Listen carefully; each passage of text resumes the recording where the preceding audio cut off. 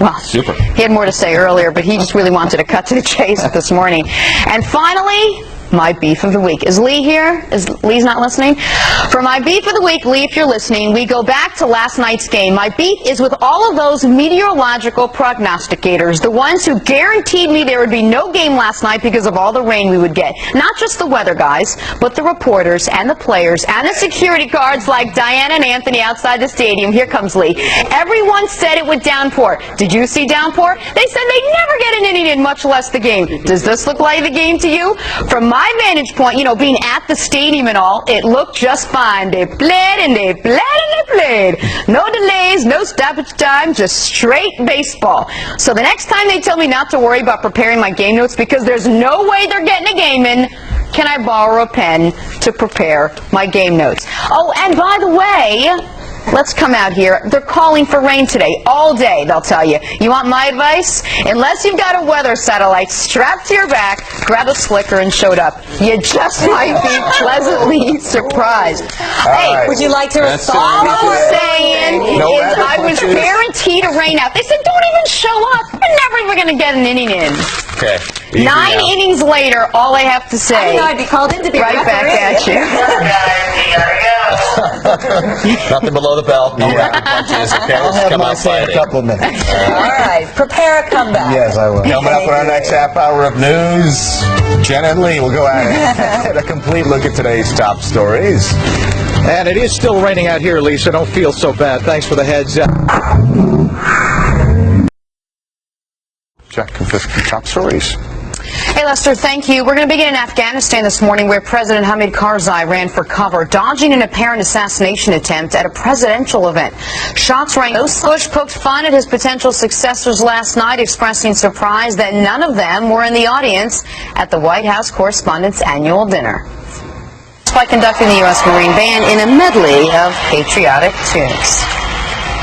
And that is that. That was fun. You weren't there, obviously. I know, no. I had this little job I had to get to this morning. Well, it's turned to Janice now. We're checking the weather. Hey, Janice. A lot of wet weather this morning, everybody. That's across the country. So that's what we're going to start with, a soggy Sunday. 61 is a high on Tuesday. Here's Jenna. Janice, thank you.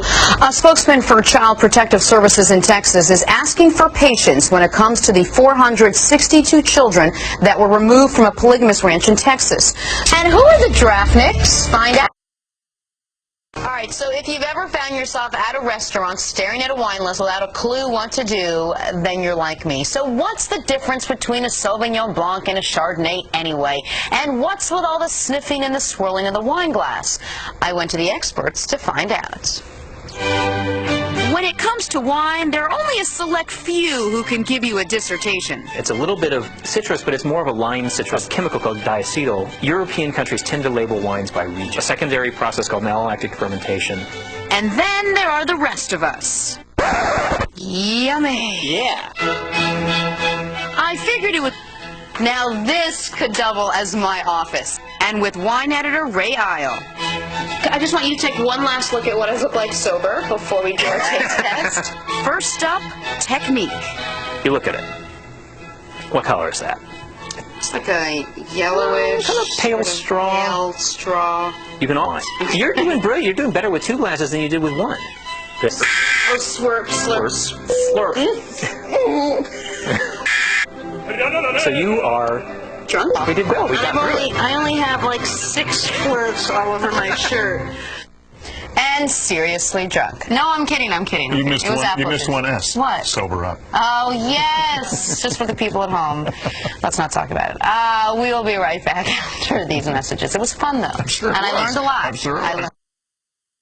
Good morning. Good Thanks morning, for being Jenna. with us. So why are so many people now turning to adoption as how they get pets? I think there's a number of reasons. Can you adopt a specialty breed? Because we know that the president and the first family are looking for a special type of dog. I don't know if people know. This is Carly. That's right. Now, this is what a lot of people and Carly didn't see the food. Carly has never been on television before. Well, Carly, welcome to the Big Show. Well, aren't you the cutest thing ever? All right, She's well, a thank pointer, you, Carly. and she's A very happy dog. Okay, well, she looks happy. I feel bad. She should really want to take that food before she Take her goes. snack away. All right, next up we're going to talk about small dogs, and we have a bunch of different options here. We have Chester, Sunny, and Cameron. Is that right? That's right. All right, so tell me a little bit about, I mean, what should you be looking for when you're trying to really match either your children or yourselves to a small dog? Well, I think what people need to look at is their lifestyle. And they need to know, because you live in a small area, because you want to travel with them, that's great. But there's other considerations.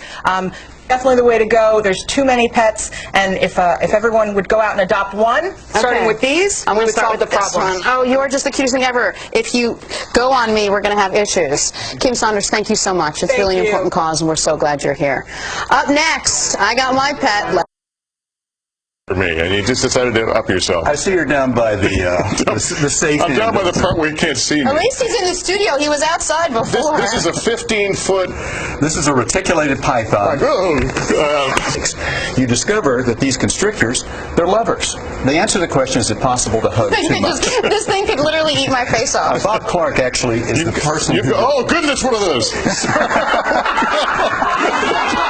Now, these are some little reticulated These won't pythons. bite? You're telling me they won't bite? Well, obviously they bite at some point because they got to eat.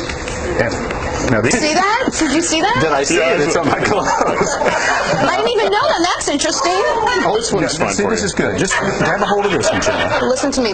Boyd, look at me right in the eyes. This isn't going to bite me. Well, you can't guarantee. Am I Sometimes going to, just tell me, am I going to die? Am I going to die? you're not going to die That's because all I see need how to know. small that mouth is. It won't eat much. Do you see how small my pain threshold is? But here's the thing. Sometimes they have what we call inappropriate Oh, feeding my God. behavior. Inappropriate feeding behavior?